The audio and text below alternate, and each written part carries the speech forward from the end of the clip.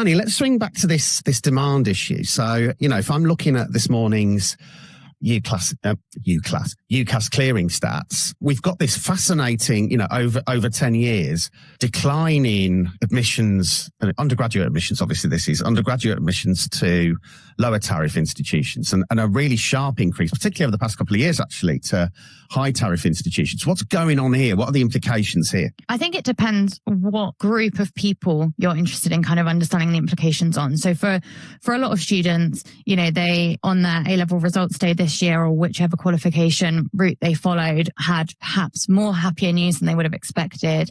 Even if they didn't meet their grades, we were seeing more and more students getting into their first choice university, and many also going through clearing and then being able to access a higher tariff or a more selective course or university than they had originally thought that they would be capable of getting into. Now, you can see this as a positive for social mobility in some ways. We know that high tariff institutions come with particular earning benefits for students later in life, that they might also have greater resources in institutions.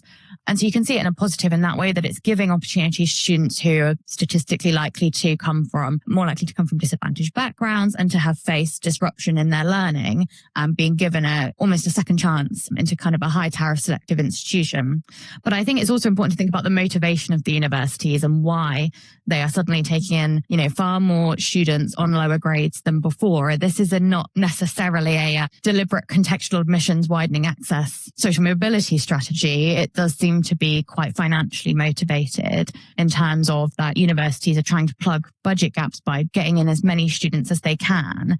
We saw some of the consequences of this during COVID, where loads of students got higher than predicted grades, and universities were not able to predict that and had much larger class sizes, and there was pressures on accommodation and pressures on resource within universities. And that has obviously led to, a sizable minority of students who were unhappy with that experience that they received, who felt that there wasn't enough staff to support them. And I think there's a serious question around how much a university should be allowed to grow each year, based on realistically, how many more staff can they recruit year on year? How many buildings can they acquire or build? Do they have enough lecture space? Is it responsible that we have a market that basically is completely uncapped in the amount an institution can grow each year, and that growth is motivated not necessarily only by the provision they can provide to students or their quality, but more by financial pressures in which they feel that their only option is to take in more students to get in more tuition fees?